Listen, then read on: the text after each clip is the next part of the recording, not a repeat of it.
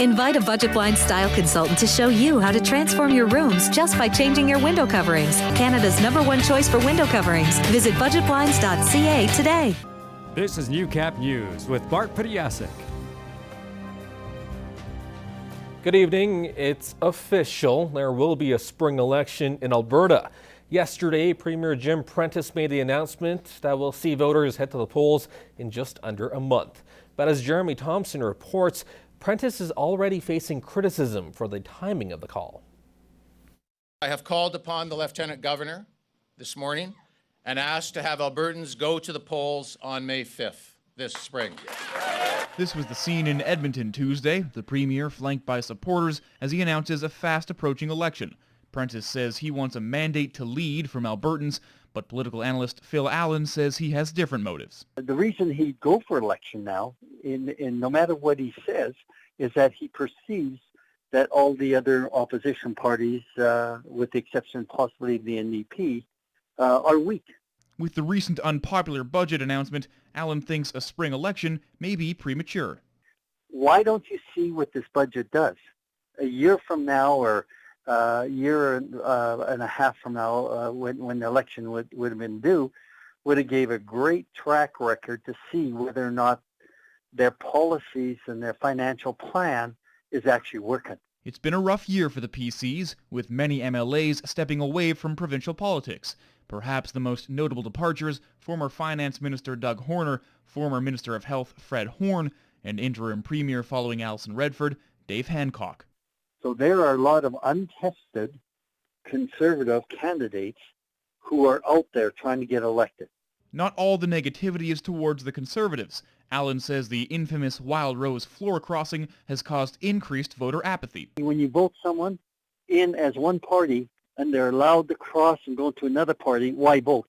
However, Allen predicts another Conservative majority, with incumbents like Vermilion Lloydminster's Richard Starkey remaining popular. In my opinion, Starkey wins hands down. I don't know what the reason would be not to have him in. We'll have extensive election coverage in the coming month as area nominees are announced. Jeremy Thompson, Newcap News. Police say they're getting closer to finding out who caused the more than $40,000 worth of damage to Bud Miller Park. Lloydminster RCMP say 5 people were caught on video walking through the park last June. They can be seen knocking over several light standards. Police say the vandals looked like teen boys. One of them had a sweater with Adidas written on the back. If you have any information about this crime, you're asked to call the Lloydminster RCMP at 780-808-8400. In an effort to bring some clarity to the situation, April is being dubbed as Autism Awareness Month. Lily Belland of the Snowflake House Respite Center says the condition is often misunderstood and adds that for kids, social interaction is the hardest concept to cope with.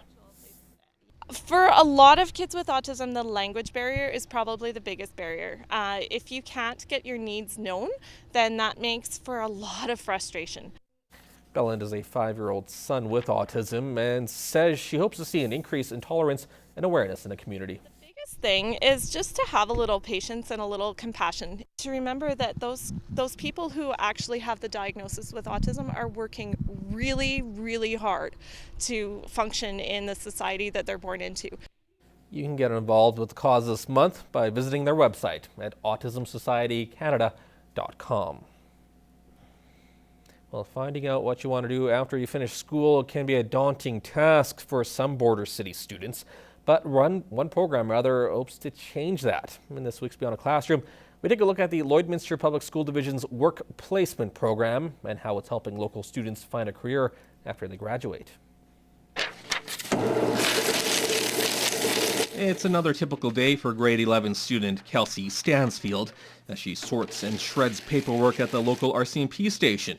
It's one of her many duties as she works during the day as an office assistant as part of the Lloydminster Comprehensive High School work program. Staff have been nothing but supportive and engaging with Kelsey, helping her to learn new skills and building her social skills, getting to know each other, those kind of things. While the program is nothing new to the school system, this is the first time the RCMP have got involved.